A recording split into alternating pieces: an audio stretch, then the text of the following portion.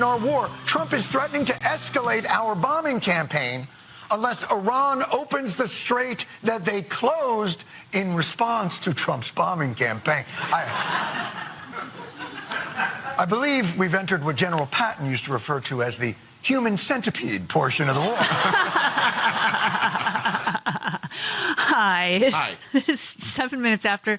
On the Stephanie Miller Show, I'm Jody Hamilton sitting in for Ms. Miller, who is on vacation still. Hopefully the dogs will come down again and I can spoil them. Well, the light is on, so She's awake. Yeah, expecting some visitors post-haste. Post-haste. Maybe she'll come down. No, Maybe. We'll see. 323-410-0458 is the number. It is. So that was Jon Stewart stating the obvious. Yeah. Donald has already... Okay, so the EU basically is preparing for prolonged disruption of oil supplies. Sure, as well. Any country should. Absolutely. And so they're concerned. I mean, a lot of places are now using coal again to power things up, which is bad for the environment, obviously, because they're not getting natural gas, let alone oil. So they're basically, because the EU does not want to be involved in this war because they were never initially contacted. They were never about it. Consulted about it. No, ever. And there was no reason for this thing to start. Right. And then petulant Donald Trump said, well, you guys need to help us. And they're like, you didn't consult us about this. This is your thing. Right. And so this just after 7 o'clock, he's very upset that they're not getting involved. And he said, go get your own oil. Yep. And then he said, go get your own oil. He said, he told countries like the UK who can't get jet fuel because of the Strait of Hormuz, which was open. Yep. Build up some delayed courage, go to the strait and just take it. So he's saying go and steal. Take it yourself. Yeah. Okay. So first off, that bad. And the UK refused to get involved with the decapitation of Iran. He says, I have a suggestion for you. Number one, buy from the US. We have plenty. Do we? Number two, build up some delayed courage, go to the strait and just take it. You'll have to start learning how to fight for yourself. This is what really pisses me off. Wow. Yeah, it gets worse. The USA won't be there to help you anymore, just like you weren't there for us. 9/11 would like... Yeah, right. They weren't there for us to help open the Strait of Hormuz, which was open previously. And also, didn't Prince Harry go to the Iraq War? I believe so. On behalf of the UK. Yeah. So that's at least one member of the United Kingdom who is a royal at the time, going and fighting on our behalf. Thank you very much. So, and he said, but then he keeps going, like Jon Stewart said, Iran has been essentially decimated. The hard part is done. Go get your own oil. And then he targeted France. He said the country of France wouldn't let planes headed to Israel load up with military supplies fly over French territory. France has been very unhelpful. That was a war that they weren't consulted on. Right. And they're very unhelpful with respect to the butcher of Iran, who has been successfully eliminated. The USA will remember. Okay, first off, we are so screwed. We are the bad guys. We are the Nazis at this point. We're the bad guys. Yeah, we're the bad guys right now. We're Putin. We're and girls. We're the bad folks. It's just mind-boggling that he's getting away with this and people are fine with it. I don't understand it. Well, fewer and fewer people are fine with it. True. Even Laura Ingraham is saying, you need to end this thing. Well, yeah. I mean, people that live in the real world are noticing things around them. Gas prices, et cetera. And there has been reporting that oil could get up to $200 a barrel. Yeah. That means $10 a gallon gas here for exactly. sure. And Senator Rick Scott of Florida yes, please. said this yesterday. Yeah. I know this impact on gas and food prices, all that is really impacting people, and my heart goes out to them. But the president is doing the right thing. It's better to make sure we are not going to be destroyed by a nuclear weapon or ballistic missiles. Okay. We had them under containment during the Obama agreement. Thank you, which is why even Miss Lindsay wasn't even being bomb Iran because they were Disney World Lindsay, who's in a lot of trouble for the latest picture. Did you see that one? The gun picture with the gun. Yeah. I mean, come on.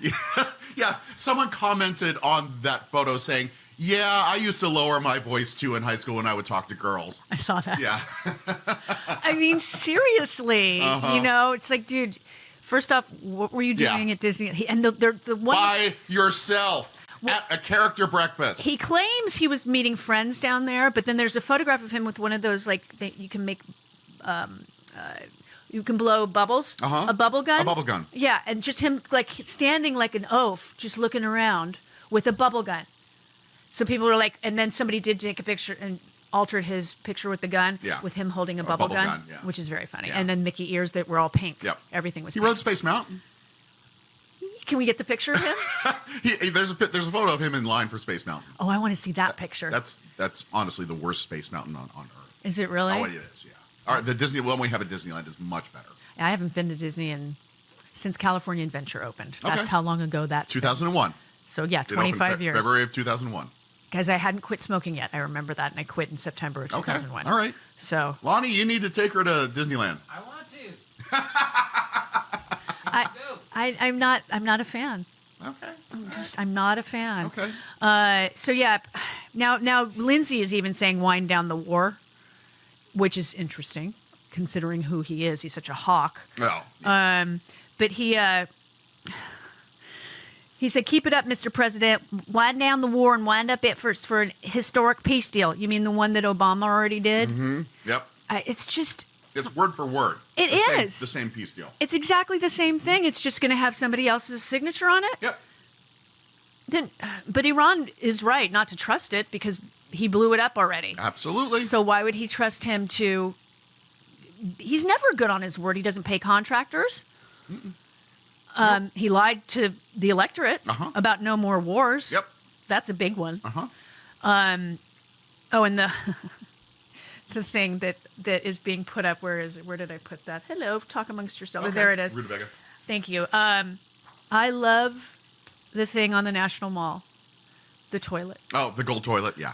Oh my God! I hope they have the permits to keep it up there for a while, because what's okay. So everybody, if you haven't, I can't imagine it's permitted. They put it up overnight. They put it up. Yes, I'm sure it's not a permitted thing though. I'm sure it was just placed there. But it's at the Lincoln Memorial, and it's a gold toilet mounted on a 10-foot tall marble throne. It's hilarious.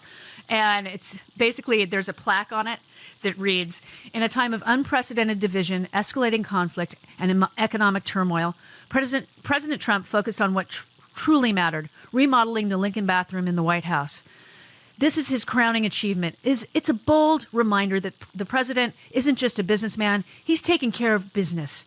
It stands as a tribute to an unwavering visionary who looked down, saw a problem, and painted it gold." I love that.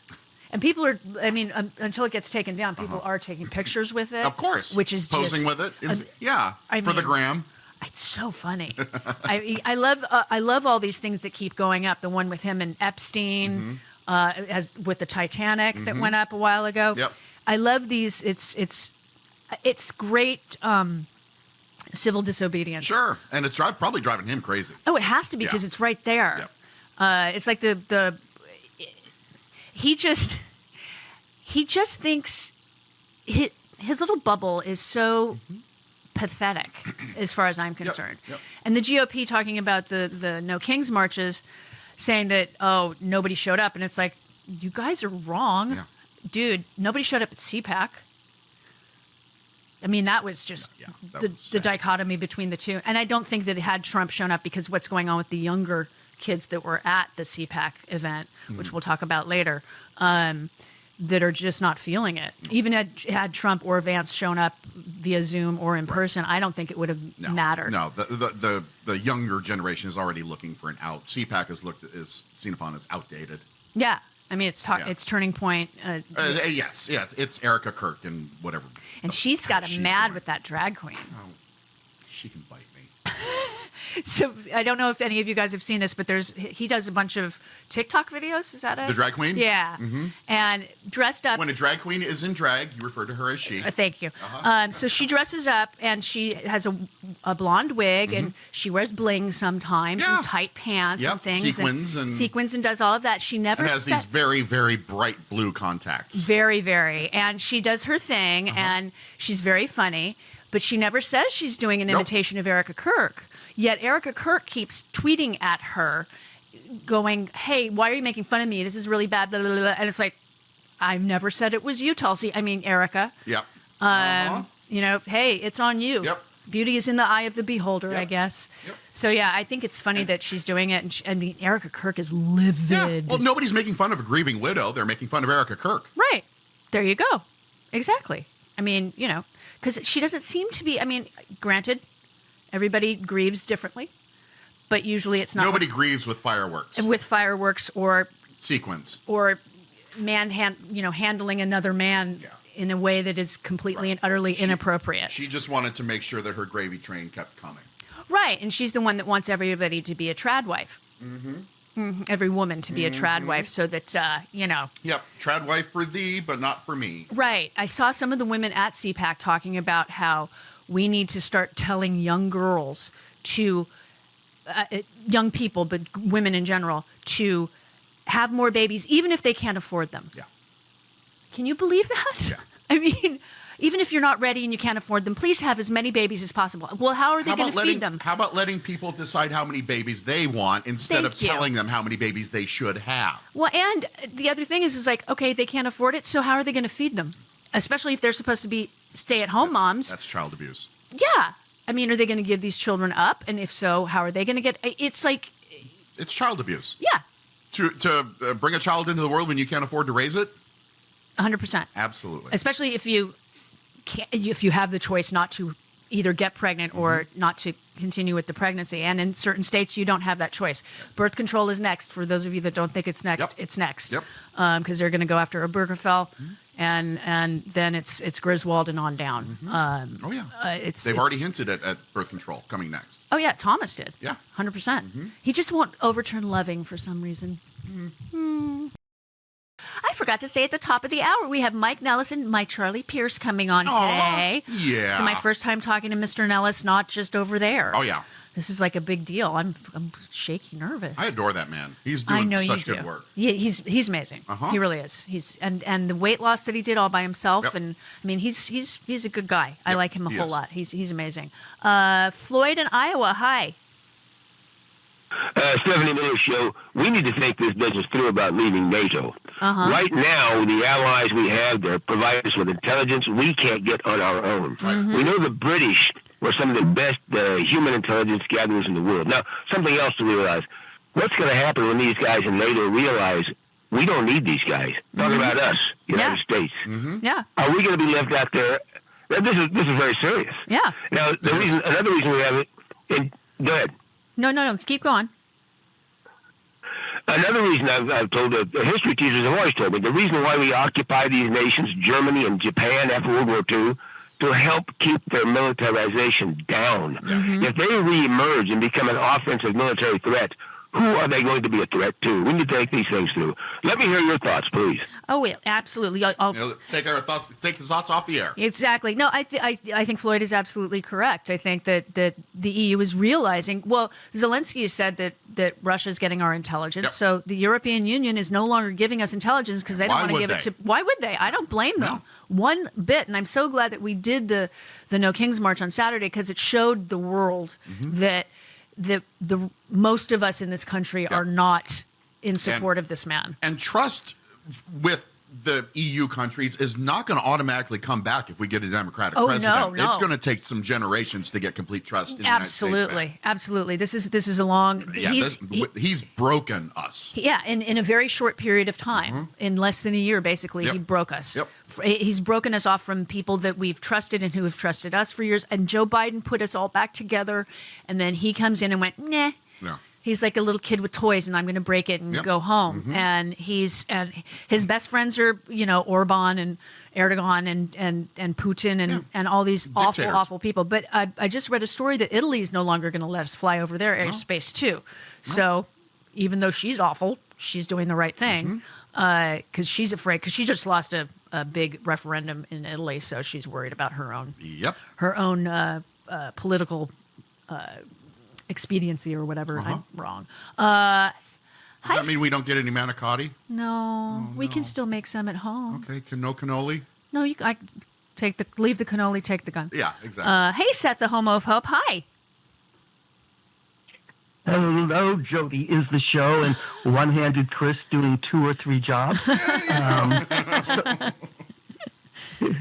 So I was watching all the No Kings protested yesterday, protesting, and especially in the Republican areas, and especially in the villages in Florida, because that is a bastion of Trumpers. And it hit me. I think statistically, there were more protesters in the villages than there were people with sexually transmitted diseases in the villages. Which is a lot. That says a lot for that area, yeah.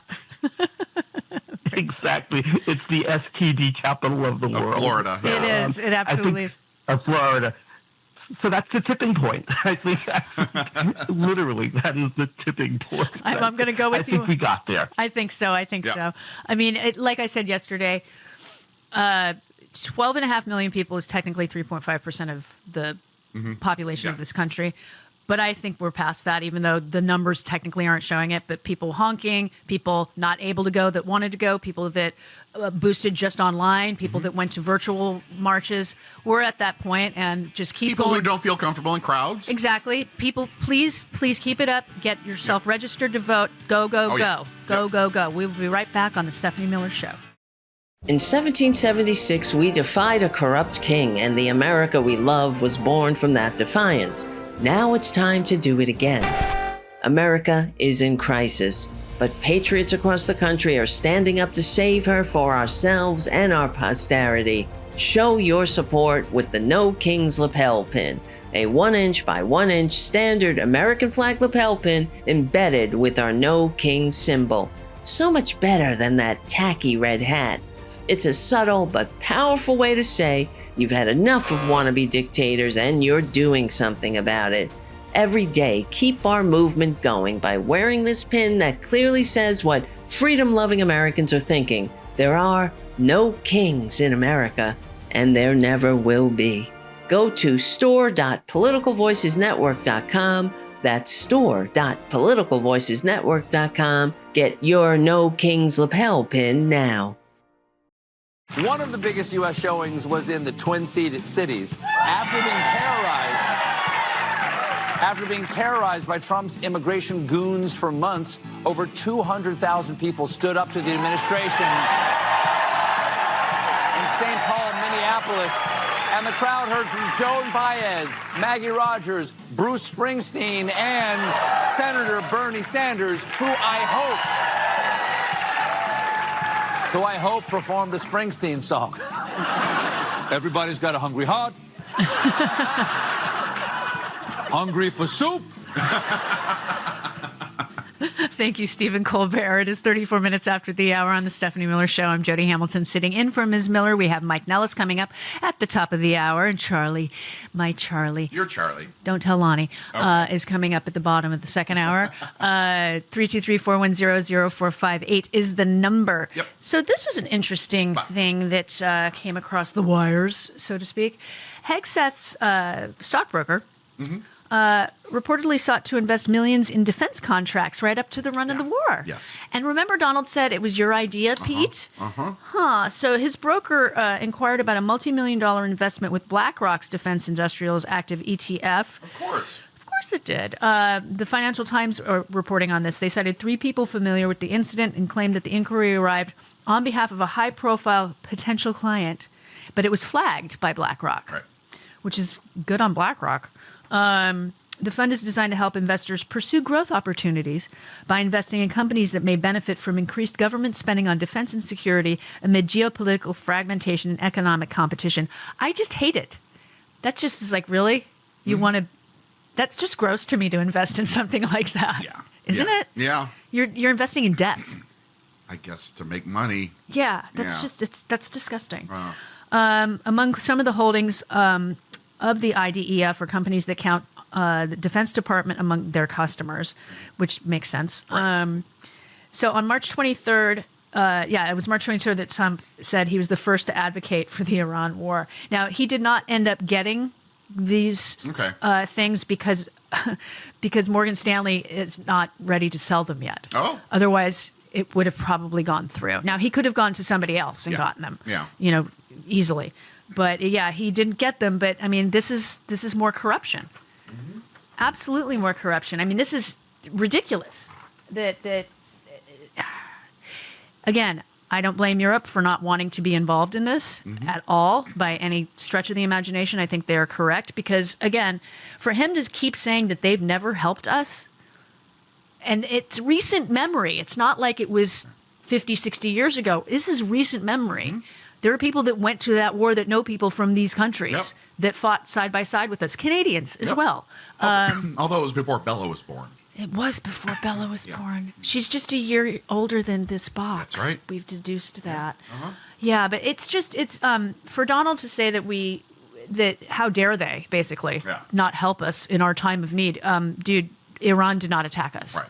And I don't think they were. Most people in the know are like, even Tulsi was saying they weren't doing it. Yeah. She's been awfully quiet lately. Yeah, they asked her about it a couple of days ago. And Yeah. She's like, it's the president's decision. Right. Oh, true.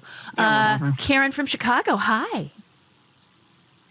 Oh, my God. Hi. Yeah, Tulsi, whatever. I mean, it is just the hubris and the audacity of these people. But this is the thing. Yes, Donald Trump is their figurehead, but this is the entire Republican Party. Marco Rubio is supposed to know better. Okay. Lindsey Graham is supposed to know better. Yeah. And, the reality is they don't know better and they don't care. The Republican Party has never cared about the American people. True. They showed it when we had a total economic collapse when President Obama was elected, and by a lot was elected. They vowed to obstruct every single thing. This party has done so much damage to this country. And it's nothing new to all of us who have been paying attention.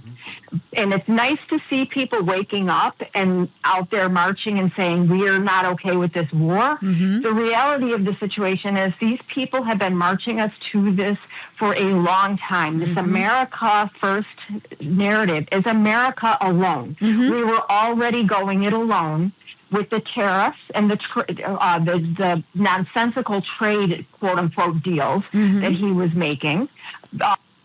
And we're back. Other countries that are going to fill. There are going to be other countries that are going to fill the void. Yes, it happened with the trade. We were seeing it with trade. We were seeing it now with, and like the previous caller said, it's exposing the fact that these countries, our allies, don't need us. Right. The other NATO nations don't need us. And so, but this is, we have to be very clear as when we speak about this. It is not Donald Trump. It is the entire Republican Party that has done this to us. And the genie is not going to get in the bottle just because he declares victory and pulls out. Any credibility, you're not going to negotiate anything. They were already negotiating something, and you know what I mean? Like, it's just, and the gas prices, they're not going down anytime soon. No. They're not going to open up the Strait of Hormuz for us just on our say-so. No. We have lost so much in this, and I mean, I'm paying almost double what I was paying for gas. Never mind the diesel prices, and how is that going to affect our food supply? Absolutely. And everything. We are in for a total economic collapse. And there's not enough people, and I'll tell you, the Democratic pundits and strategists need to stop with the quantitative stuff about, well, Joe Biden wasn't perfect. Well, this wasn't perfect. But no, unequivocally, the Republican Party is to blame for every single thing that we're going through now and that we're going to be going through. Amen. Amen. Yeah. You preach it, Sister Karen. Thank you.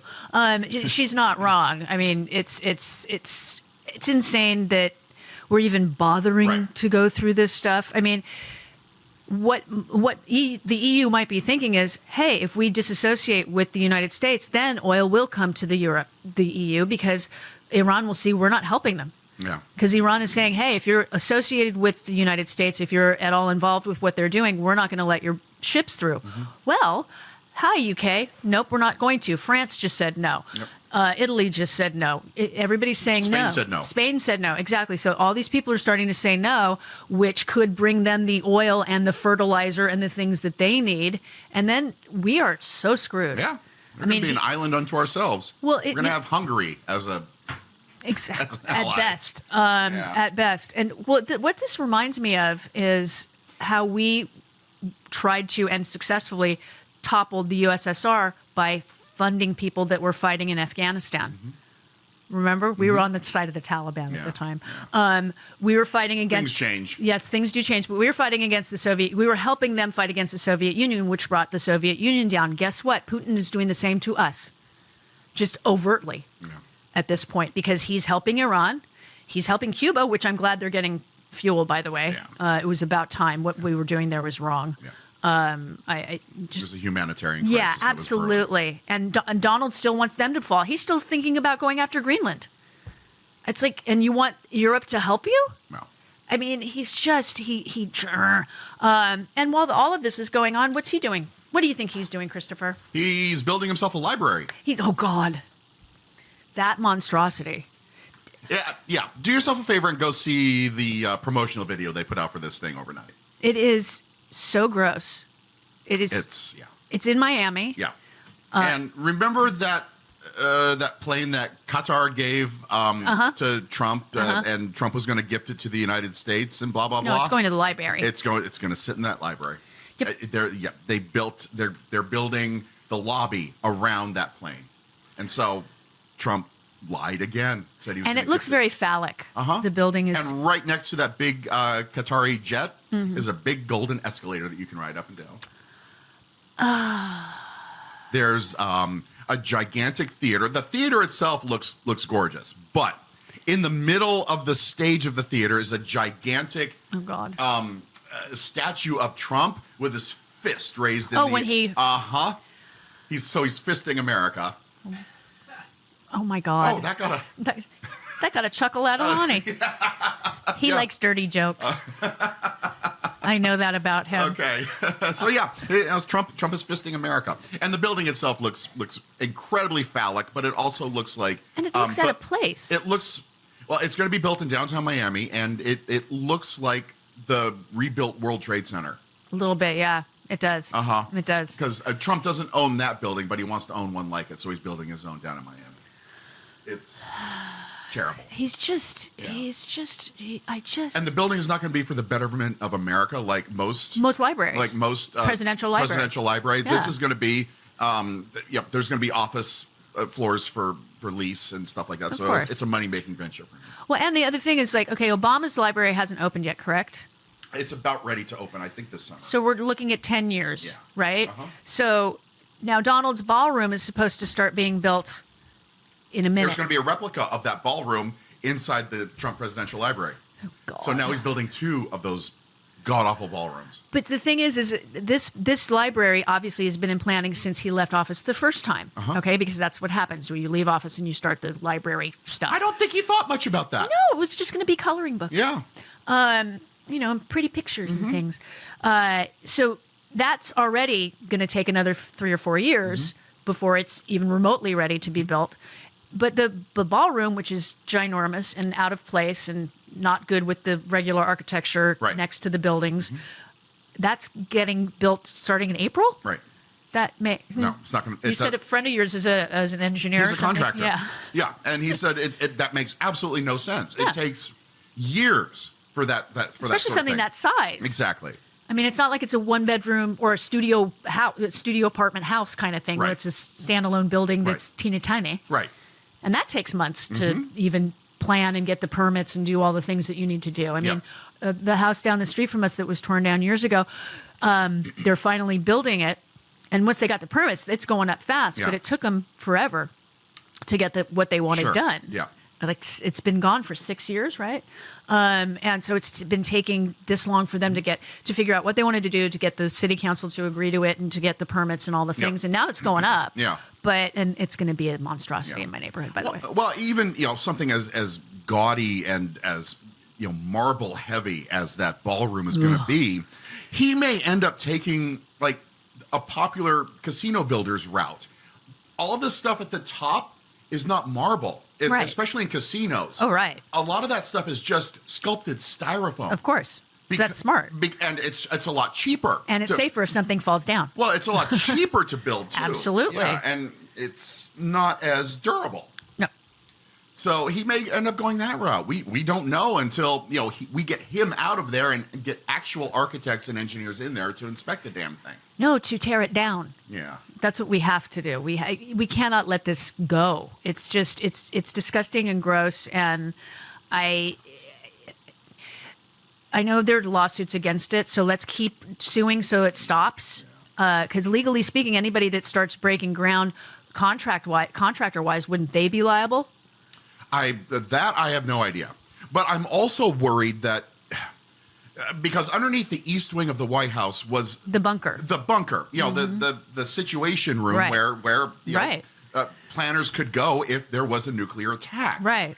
That has been torn up right now. Right. So now I don't know if there's a safe place for leaders to go in the case of an attack on the United States. I'm sure there are other places in parts of the country, I would imagine. Well, yes, there's that famous bunker in West Virginia. There's probably another one in Colorado. There's, Yeah. But, if they need to, that's where... Immediately, right. That's where Cheney went exactly. on 9/11. Right. We're screwed if something happens to the United States and the leaders need to go to some place where that's nuclear proof. I agree. But he doesn't care. He doesn't care about that. He just cares about his legacy. Right. Yeah, he couldn't care less. And then it's just him putting his name on the dollar bill and him, we have something to talk about with Charlie too regarding that. But it's just he's a megalomaniac. Mm-hmm. He's a narcissist, and he loves losers, and the losers seem to love him. Yeah. I mean, the fact that he calls the people that he's calling everybody losers that support him. Yep. And anybody that wants to be around him. Yep.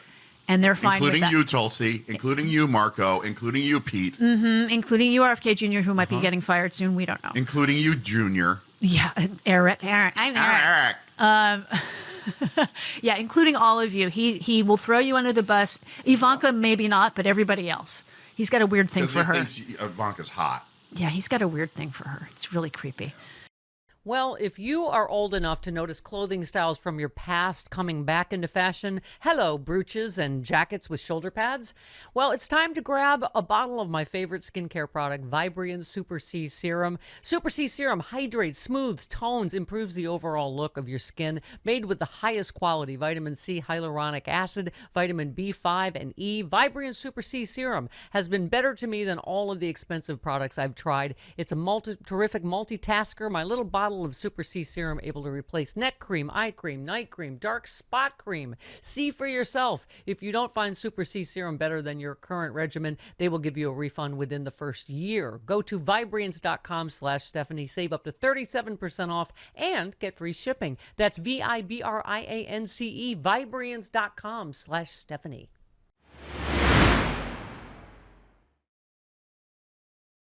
To start out, my op-ed today over at HartmannReport.com is titled, "If They Kill Your Vote, They Kill Your Wage, Your Health Care, and Your Future." And in fact, what it's really about is that the Republican Party is resurrecting an old Klan strategy, which is intimidate people at the polls. It's just that simple. I mean, turn on your billionaire-funded right-wing media, which is it's ubiquitous. It's all over the country. And what do you find? Oh, ICE is going to be at the polling places. And there's nothing you can do about it. I mean, they're not even floating it like an idea or something up for debate or whatever. There's a few wild things about this. I mean, genuinely wild things about this. First of all, you've got Steve Bannon and these other wannabe fascists out there looking at a blue tsunami. And this November, I mean, literally, I'm pretty sure, I could be wrong, but maybe there's one or two exceptions. If so, they're the exceptions that prove the rule. But basically, every special election or election that has been held since Trump was inaugurated has gone for the Democrats in a big way. I mean, and it, swings from 5 or 10% all the way up to, in some cases, 20, 25%. I believe there was one that was pushing 30%. So the Republicans are freaked out. I mean, they're looking at just being wiped out. So Steve Bannon on his little podcast, he says, "You're damn right we're going to have ice surround the polls come November." Yeah.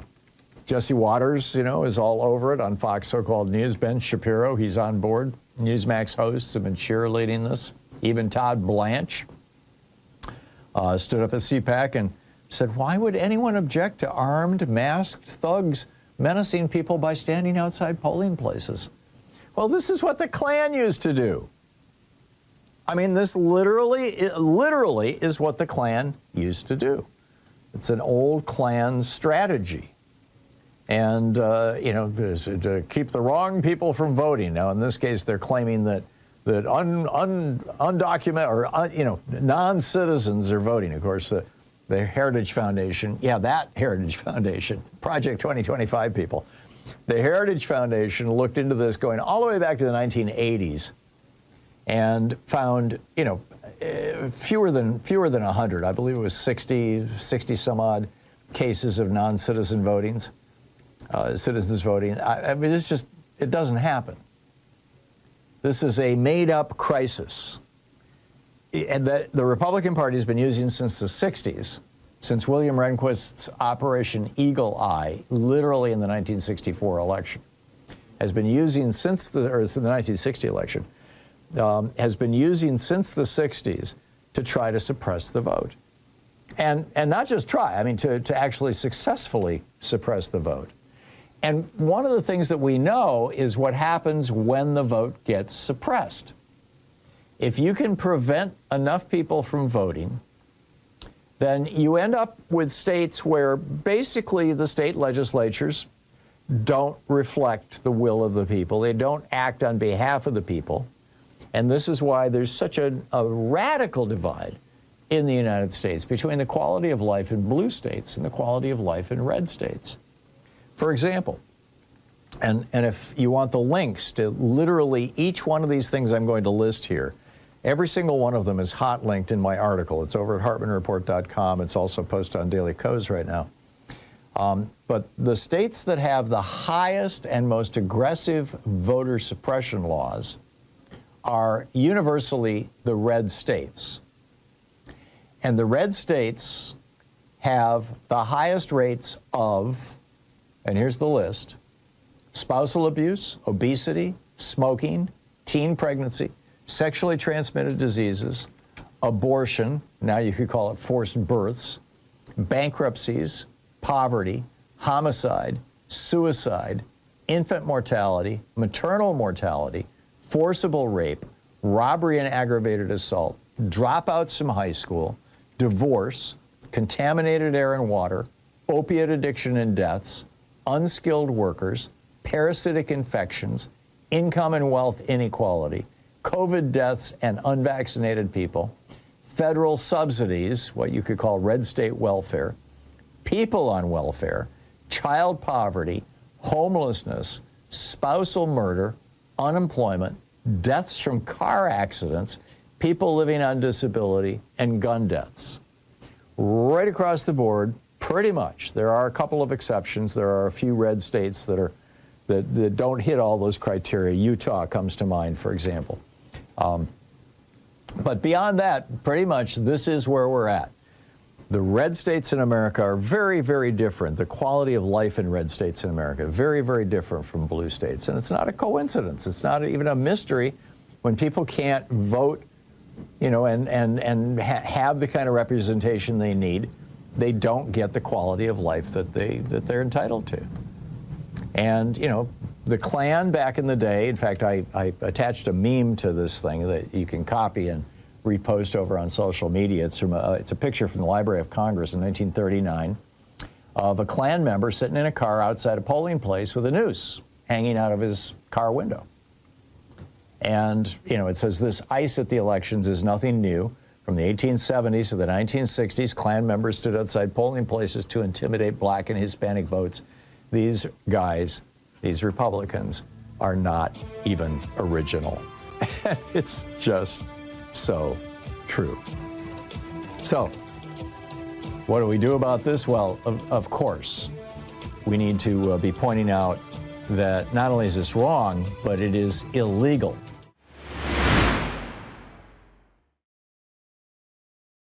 Well, the latest word is that all non-military foreign assistance, more than $30 billion, is now contingent on a promise not to provide, discuss, or even acknowledge abortion care, gender identity, diversity, or equity. You want the money? Disavow your beliefs. For over 50 years, MSI has delivered contraception and safe abortion care in some of the most hostile environments on the planet. Powered by local providers, a resilient social business, and diverse funding that doesn't collapse every time politics swings hard right.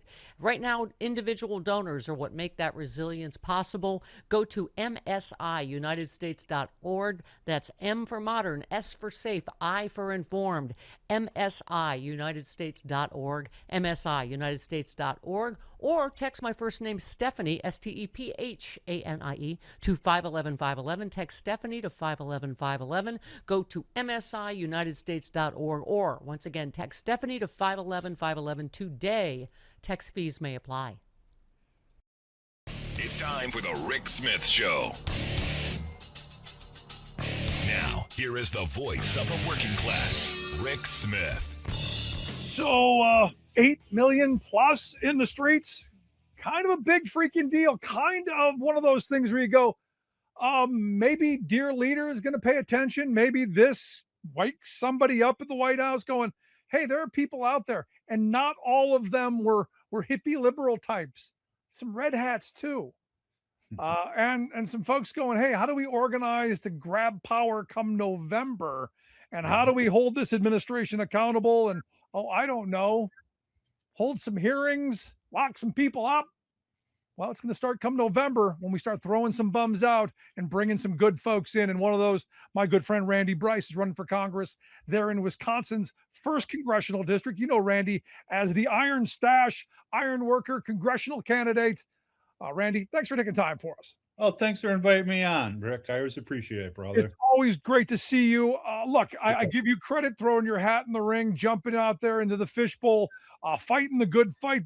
This is a moment where I think Democrats need some blue collar. They need somebody with some calluses on their hands. They need a reset. And I look at Cory Booker, who clearly Cory Booker's running for president. And this statement is all about him trying to find that center ground. But he's calling for generational renewal of leadership.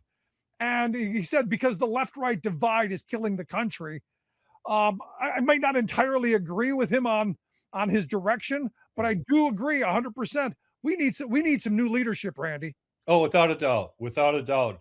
I saw like some signs, this past weekend. And first of all, let me just say it was a glorious weekend, seeing how many people, thousands upon thousands in Wisconsin alone. And I mean, they filled up Sherman Park, which used to be where the old zoo was, and a big band shell, people everywhere. And Vets for Peace, as well as in Racine. And I didn't make it all the way to Kenosha, but just both those people on it. It's great to see that, I had that feeling of from like the Act 10 days, when you're so fed up and you want to be heard.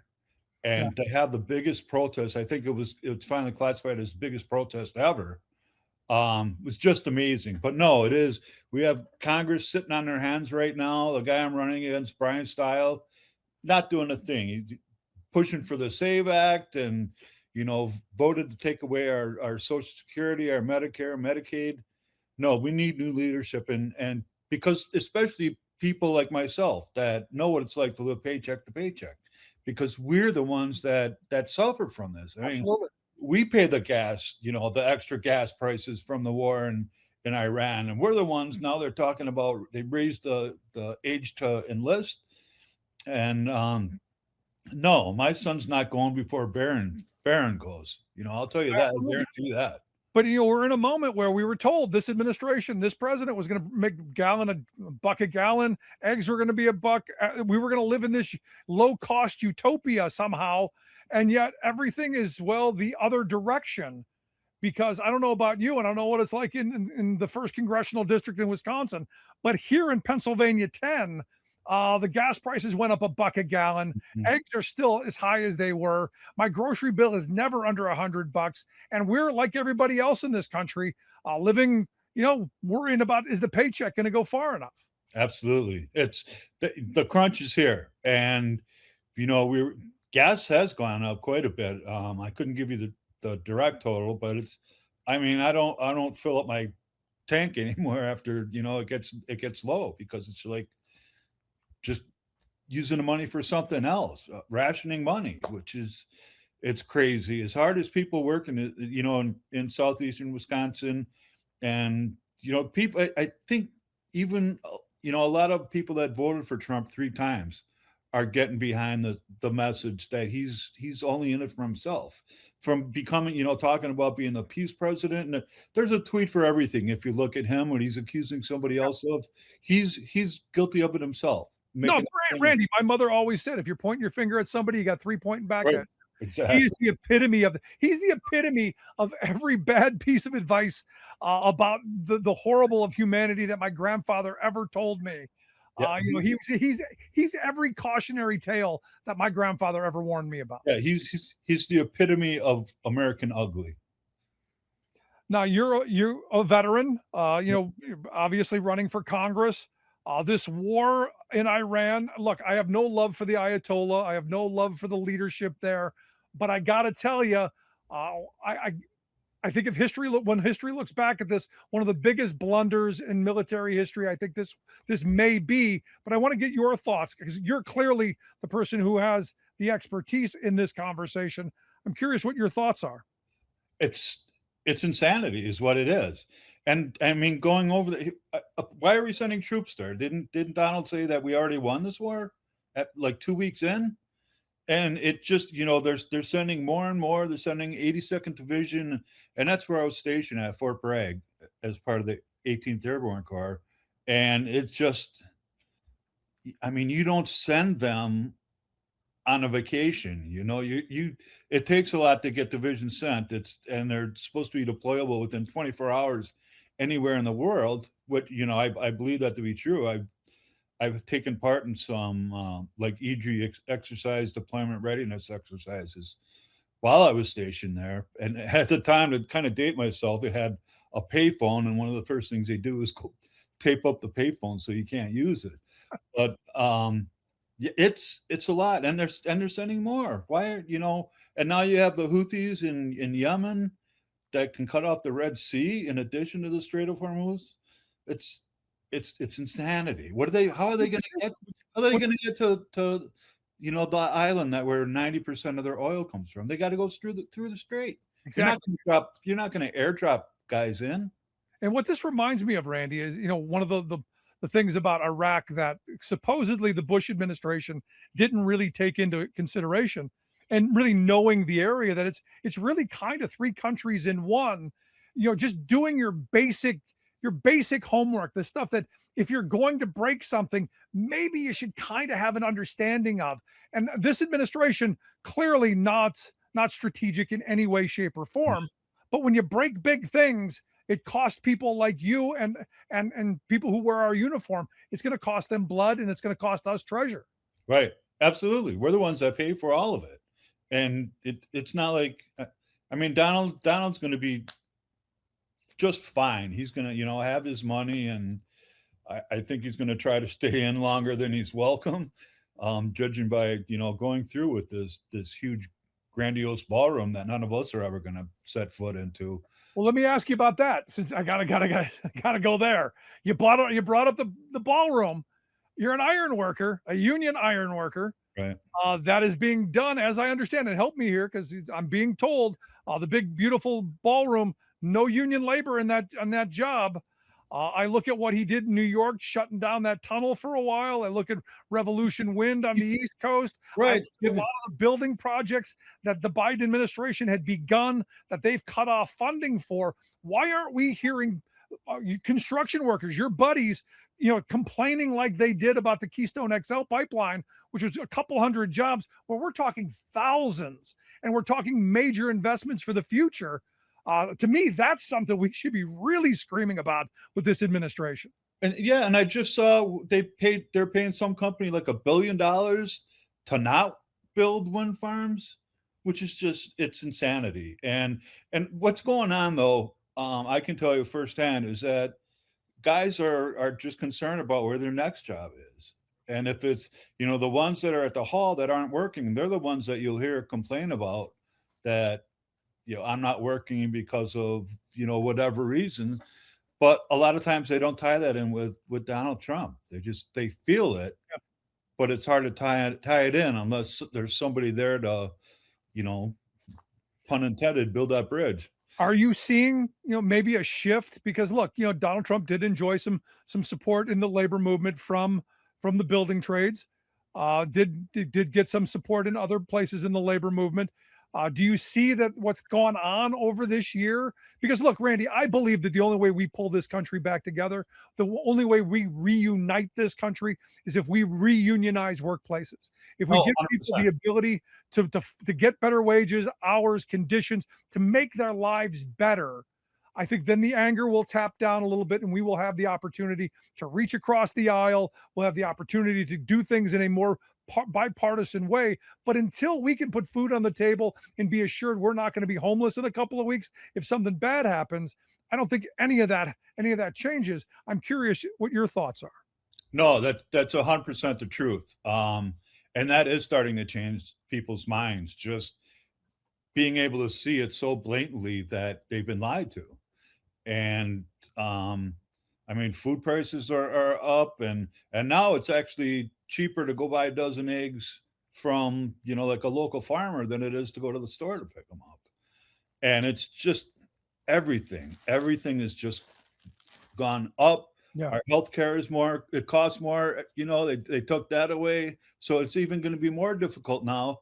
And maybe we won't have money to like pick one or the other. Maybe we'll have, pay half of each bill instead of paying the full thing. And I'm sure you get these stories quite often. I know I do. So let me ask you, as someone who's running for Congress, who we're going to maybe see in the halls of power, who's going to say, I've got legislation. I've got a way to fix some of these problems. Because one thing to complain and to gripe about how bad they're doing. It's another thing to say, hey, when I get there, this is what I want to do. So what's the first action that Randy Bryce does when he gets to Congress? Well, I think we need to make it fair for, the average working person. And just by having somebody that knows what that life is like, because we have so many million, there's like only 4 other members in the labor caucus right now. An electrician, an ironworker, Mark Bocan is a painter. And I'm trying to think of the fourth one. Escapes my mind right now. But it's people like us that know what it's like to have like actually lived and had to worry and budget things out and get behind and getting bankrupted by medical bills that, which happened to me personally. And just the first thing getting in is just doing things to make everything fair for everybody else. And if I could wave a wand, it would be to get the money out of politics first off. Yeah. That'd be the first goal. Medicare for all is another thing. But just to get all that money out and get rid of these big PACs that, I don't think Trump's the actual boss in the White House. He's bound down to billionaires throughout the country. And, as long as they're giving him the little scraps that they have, he's happy with what he's getting because that he doesn't think he's going to have to ever suffer, and he probably won't. No, for me, if the first legislation I go after, the things that you pointed out, and I name it the dig up Dwight David Eisenhower tax code. We go back to the 1953 tax code. Yes. And I'll give it to a Republican, Dwight Eisenhower, Ike, the Republican president of that period. Bring that tax rate back, and we tax billionaires out of existence. We redistribute the wealth that labor created, and we've created a billionaire class with, and we give it back to working people so that they can pay their bills, they can support their families, and they can have a future. We fund Social Security. We get Medicare for all so people don't have to worry about health security. And we make a safety net in this country where if bad things happen to good people, they're not bankrupt and destroyed and their lives aren't made worse. For me, that's the bedrock of what we should be doing through our government. Absolutely. 100% on all of those issues. And after taking back majority in the House, there's going to be a lot more accountability come November, after everybody gets sworn in, because I mean, just subpoenaing everybody that's been involved in the government. There's just so much crazy stuff. I mean, Holman taking $50,000 in a bag, and all of a sudden that everything's just disappeared, and all the theft of our Social Security information, Yes. all of our data, all of the crimes that have been committed. And this is where I'm like, I wish there was someone in the Senate, bring me a Harry Truman. Let's have some commissions when we get power. Let's hold these people accountable and make sure that this is where my biggest problem with Obama was. There weren't perp walks every day for the people who destroyed our economy. There should be, in the aftermath of this next election, if you get the House and the Senate, there should be perp walks early and often for people who have broken the law in this country, so that we show that democracy matters and accountability matters. Absolutely. Yeah, 100%. And especially, up to whatever war crimes too. I mean, the first thing we attacked in Iran was a girls' school. I mean, the least we could do is say, make something up as far as, well, it was not even make it up, but I mean, as far as the reason why it was hit. At one time, I'm sure it was part of the military compound, but after they switched it over, and whether we were told or not, that's just outrageous to do, even on accident. The least we could do is apologize for that. But I don't see. No, this isn't an administration that apologizes. Donald Trump never apologizes. They never back up.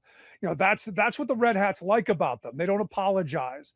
They're wrong a lot, always, but never will they back up. And what they've done is the most important. So last line of questioning I've got for you, because look, I know you're out there doing the hard work of campaigning. I know you're out there, shaking hands and kissing babies over the weekend at the No Kings rally. What are the things that you're hearing from people in this moment? And do you think that we maybe are at a moment that we can find that ground between far right, far left, that maybe we can move forward without having the catastrophe and the horrible outcomes that I fear bring us together? Because I got to tell you, I've been saying for years now, the only thing that I think is going to save us is when we have to go through another depression, another world war, the horrible things of the past that brought progress. Do you think we're maybe there, or do you fear, like me, that it's going to take something really, really catastrophic? I think it's going to take a little bit more than where we're at right now. But I'll tell you what, some of the Republicans that I talk to, they agree that this war is just total baloney. And, starting to come around, if they start seeing chinks in the armor, they're going to look it over a lot better, if they find some dents or openings, and say, you know what, this isn't what I paid for. This isn't what I bought. I didn't vote for this. I'm seeing more and more of that, and meanwhile, Donald Trump's in Washington, D.C. telling us gas is under $2 a gallon, when this is stuff people can see. They feel it every single day of our lives. And that's, you can't lie to people like that. It comes a time. What's that line? You can lie to some of the people some of the times, but you can't lie to all the people all the time. Right. We're in a position where we've got a guy who's just lying all the time. Right. As my grandfather always said, there are some people who would lie when the truth would be better. We have found him. Yeah. But Randy Bryce for Congress.com, .org, all of those. Find Randy Bryce on the internet. Help. Always kicking a help if you can. Randy Bryce for Congress.org and .com. Randy, as always, I appreciate the work that you do. Keep up the fight, brother, and come back again soon. Appreciate your work as well, brother. Be good. Hope your family's doing well, and look forward to talking to you again soon. Thanks so much, our good friend Randy Bryce. Make sure you check out his website and maybe throw some support there. These are tough, and maybe we're in a virtual world. Phone calls, all kinds of stuff can be done. But I want to hear your thoughts. Email me, rick@thericksmithshow.com. Is it going to have to get really bad? And how bad? Right back after this. Stick around.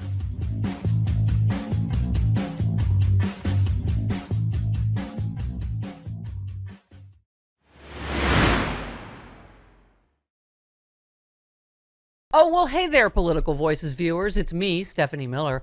Thanks so much for being here and supporting the channel. When you like, comment, or subscribe, it really helps us and our sponsors, and it's the sponsors who make this show possible. So we really appreciate you supporting the people who support us. Stay right here for a quick message from one of those sponsors.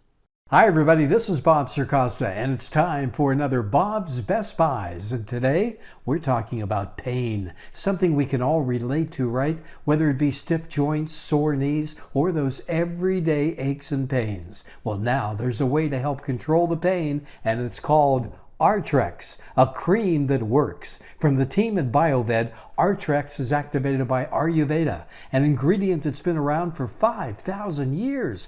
It focuses on natural wellness, promoting circulation, and helping to fight inflammation. It's plant-based and absorbs fast. And just for listening right now, BioVed has put together a special package you won't find anywhere else. Go to biovedproducts.com/Bob. That's biovedproducts.com/Bob. Isn't it time to feel better, move better, and live better? Now you can with Artrex.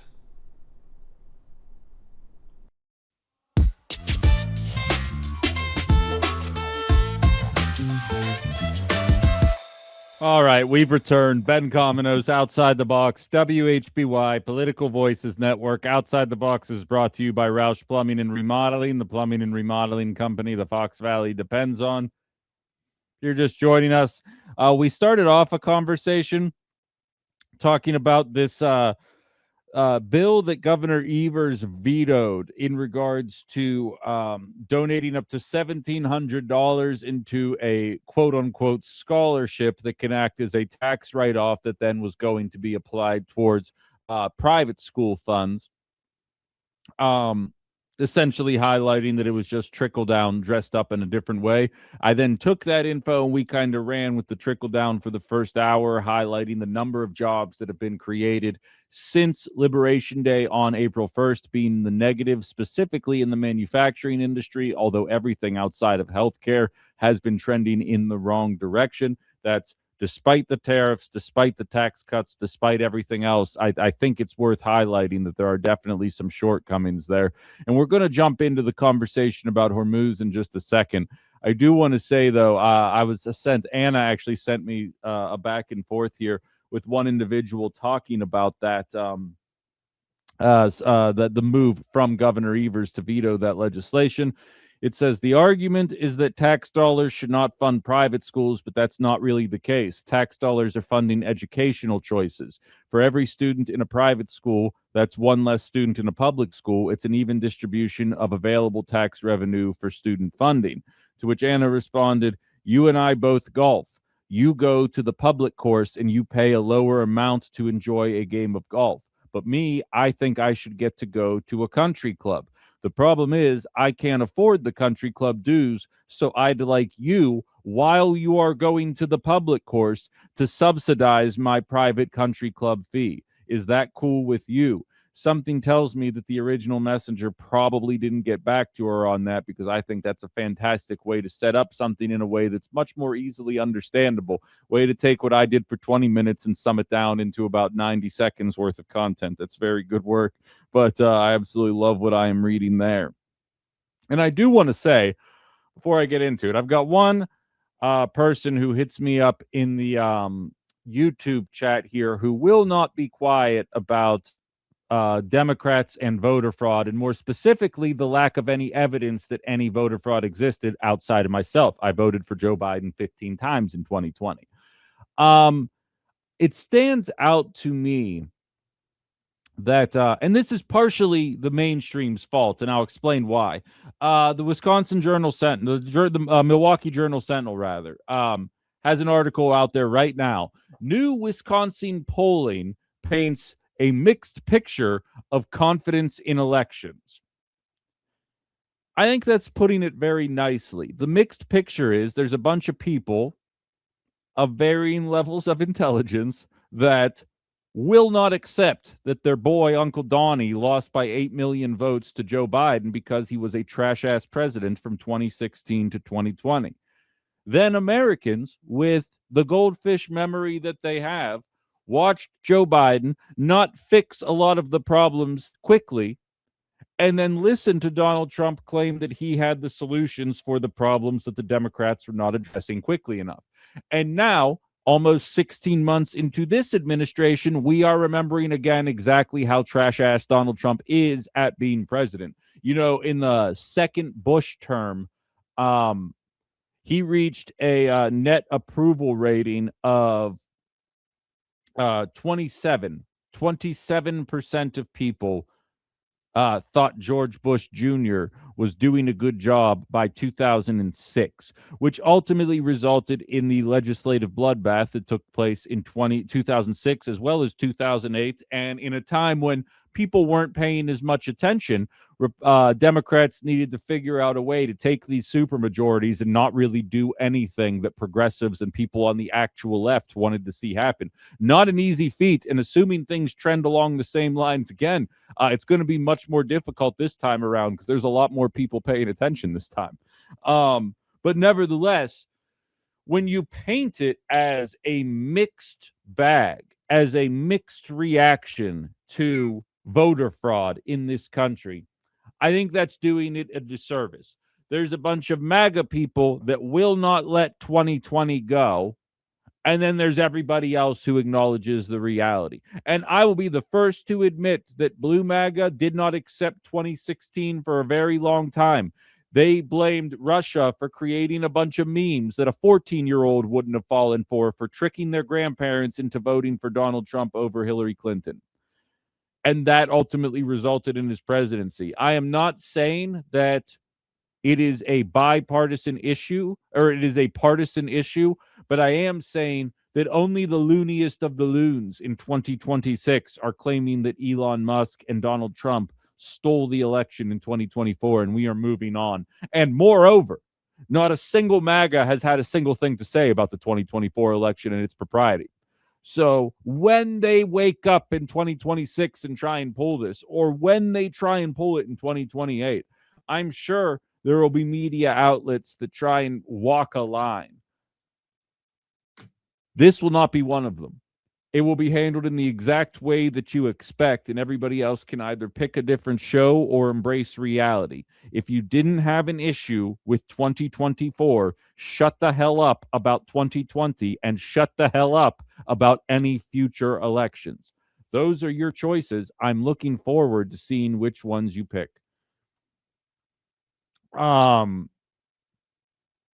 Paul hopped on, says, haven't people whose kids go to private schools been subsidizing the public schools for a year by paying property taxes? Absolutely. And their children also have the option to go to public school. They choose to pay extra for private school. I do not begrudge anybody making extra money that wants to do fancy things. I think I've told this story before, but I went to rich white people college. It was a private college. I got in because my SAT scores were baller and I had a solid GPA as well. And when I got there, I was known for my ability to write at my public high school. I'm like, oh, give it to Ben. He writes a hell of a paper. I went there, and the first paper I had to write, I got to pick the prompt. I got to pick the book. Like, it was basically like free form, but there had to be like a psychological pretext behind it. So I read the book Grendel, which is the story of Beowulf, but from the perspective of the monster. And I wrote an 8-page paper about whether or not Grendel was the way he was as a result of nature or as a result of nurture, based on the way that he was presented in that book. And I wrote it early, and I took it to my professor, and I asked for his insights, and he gave me insights, and I rewrote it again. Then I sent it to my parents, and I had them read it, and they were like, this is a good paper, good job. And then I handed it in, and I got a D. And all of my friends that went to public high schools all got A's and B's. And I realized very quickly I learned one way to write that was more uniform, but these people were coming at this from an entirely different perspective, and I was going to need to up my game if I was going to be able to compete with them going forward. There are elements of private school that absolutely give you an advantage. Oftentimes, being born into privilege and wealth gives you a lot of advantages, access to private school being one of them. That's fine. It's not my job to send your kids there, though. Anyway, that's my thoughts on how the private school voucher conversation works. So that's my perspective at the very least. Now, I do want to get into the international scene here, discussing what's going on with Hormuz. And if you guys haven't seen yet, if you guys value your sanity and appreciate not going on to Truth Social, allow me to pull it back up here. Of course, I minimized it. I didn't print it out. I don't have access to print these kind of things on that Truth Social site of his, so I just kind of have it on the phone here. All right. As per Donald Trump, doesn't look like there's a lot of caps here, so I don't have to yell things. All of those countries that can't get jet fuel because of the Strait of Hormuz, like the United Kingdom, which refused to get involved in the decapitation of Iran, I have a suggestion for you. Number one, buy from the U.S. We have plenty. And number two, build up some delayed courage, go to the Strait and just take it. You'll have to start learning how to fight for yourself. The USA won't be there to help you anymore, just like you weren't there for us. Iran has been essentially decimated. The hard part is done. Go get your own oil. Now, putting aside all the objective lies that are included in that post right there, this is a slippery slope. Because I think we've talked about this before, but having been a kid during 9/11, I remember the era of freedom fries. I remember the era of freedom kissing. Hell, making jokes about the French and not having the guts to take part in warfare is still a trope that exists even to this day, some of which extending from the World War era, which, okay, a little more well-warranted, a bit dated, but a little more well-warranted, but absolutely having nothing to do with 9/11. Why is that?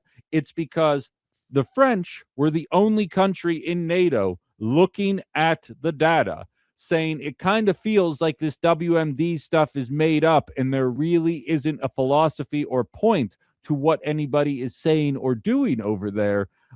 We don't want to attach our names to this until we have a better understanding of what is going on. I would argue with the benefit of hindsight that every country that took part in the war on terror wishes that it had the foresight that France did in that particular moment. Flash forward to today, and we have a presidency that, depending on the day, will give you a laundry list of different reasons as to why we are doing what we are doing. Case in point, yesterday, Marco Rubio goes on TV, says, we have clear objectives for this operation. We want the destruction of Iran's Air Force. We want the destruction of their Navy, the severe diminishing of their missile launching capabilities, and the destruction of their factories. Okay, great.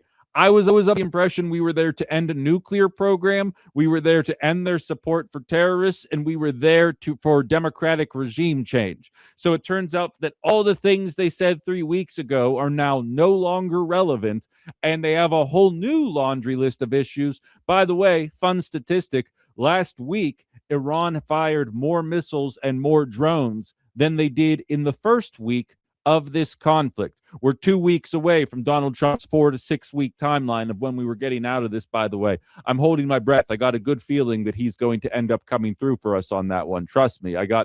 Donald Trump's really never given us any reason not to trust him. So just ride along with this one here. But so when our NATO allies are like, yeah, dog, we're not getting involved in this until you give us any semblance of an actual cohesive game plan, and you don't have the DEI defense secretary going up on stage talking about how God ordained what is happening and all the crazy talk coming out of that white boy, maybe we'll be along for the ride. I do not begrudge, and this is coming from somebody that actually has issues with NATO, but not from the dumb MAGA reasons, but from an actual imperialist perspective. I have my issues with NATO and the way we've treated the global South over the last 70 plus years of human history that I think deserve a reasonable conversation. Of all my issues with NATO, the fact that they don't want to get involved in Donald Trump's obvious war of choice is not counted among those reasons that I hold against anything against NATO. That's just me. Of course, I welcome your thoughts on the matter. 920-281-1150, 920-281-1150. Hello, you're on Outside the Box. Hey, Ben, Cynthia in Florida on NATO. The first members of NATO, the heads of NATO were Nazis, number one. When Ronald Reagan, when one of his executive orders was to destabilize Yugoslavia, and you know what we did to them, that's number two. I marched with a sign that I made of Edward Munch, the Scream, and I said, "Stop NATO." But you know, Europeans don't trust us, and I'm going to go back to the Obama administration. And when they sent Victoria Nuland over there, and she's in a phone conversation, which was taped, and it said, "F the EU." Well, they haven't forgotten it. They got dragged into this war in Ukraine. Ukraine was used. It cost them more money for everything. And now they're like, "No, we don't trust you, blankety blanks." Yeah. Anymore. But I have a question. I sent you a text message. How in the world is the 82nd Airborne, which is largely an amphibious unit, how are they going to get to the shore?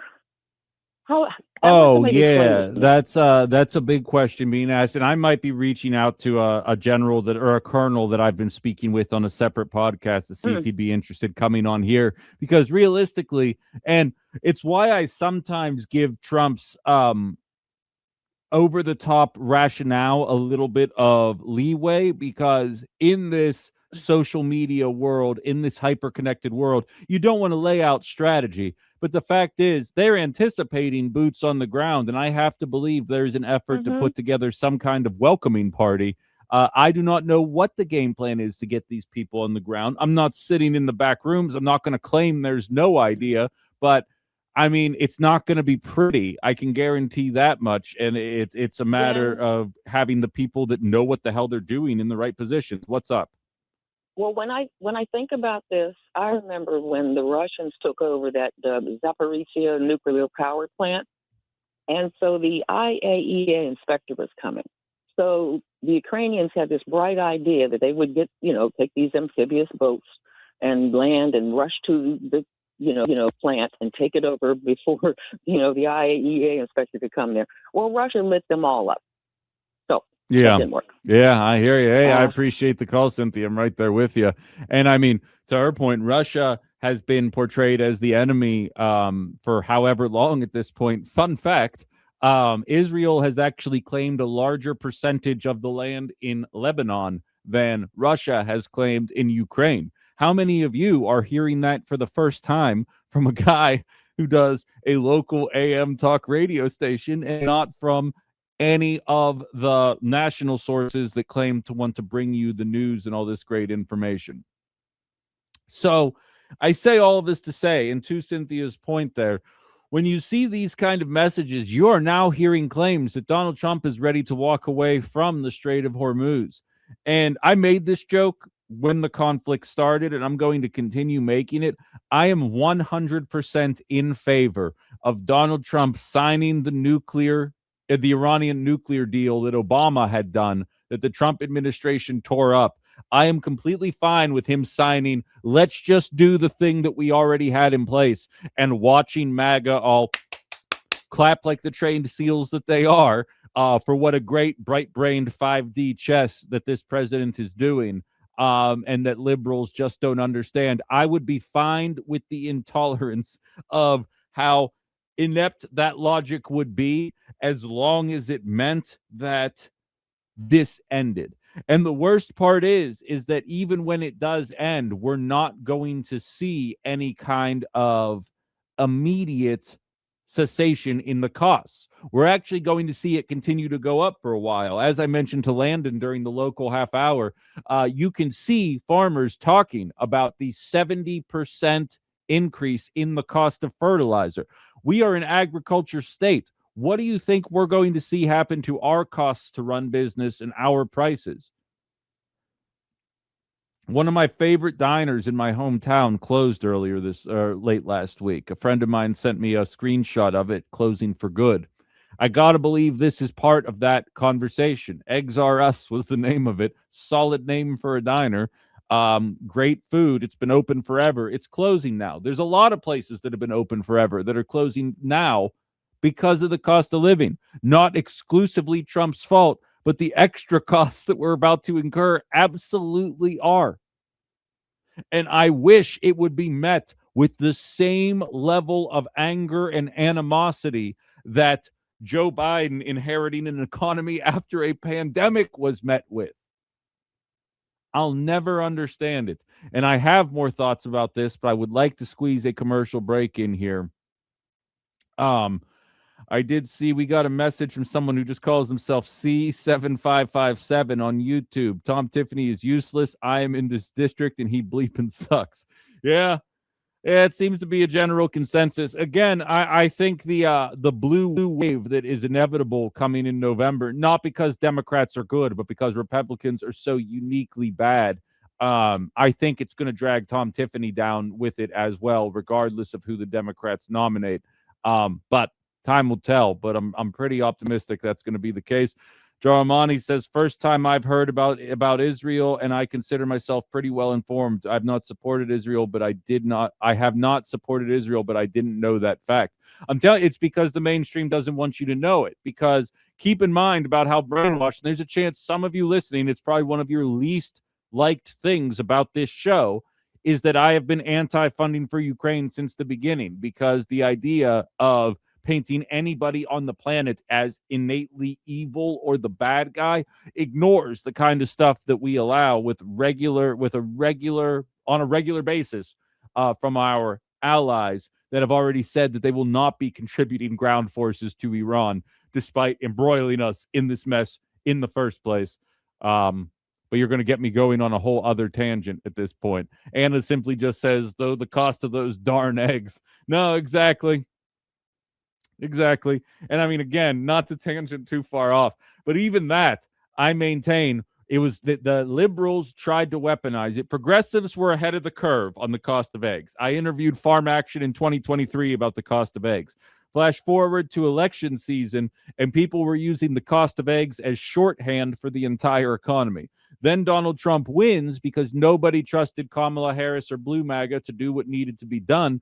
The price of eggs comes down, not below 2023 levels, but back to 2023 levels. Everybody pretends that that's acceptable because most people talking about the cost of living are only talking about it in an effort to score political points. And then when you do a show that actually highlights the cost of living from a lot of people my age and younger are really struggling to get by in this economy perspective, you watch people pretend like the economic problems got solved, and it just makes you want to scream. I'll tell you, it's why the show feels angrier right now, is because so many of the MAGA people that were right about the economy not being great under Joe Biden are now completely silent and pretending like their problems were solved, all because, I don't know, of the Olympics and trans people. Don't call them stupid. You will hurt their feelings, and they will tell on me. But I'm struggling to find a second reason. 920-281-1150. If I could get that second reason. Nothing about the transes, because deportation numbers aren't setting records. They're meaner. There's more Americans getting murdered in the effort to deport, but really not any kind of record-setting pace in terms of what's going on in the world of deportations. Explain to me how the economy is fixed. 920-281-1150.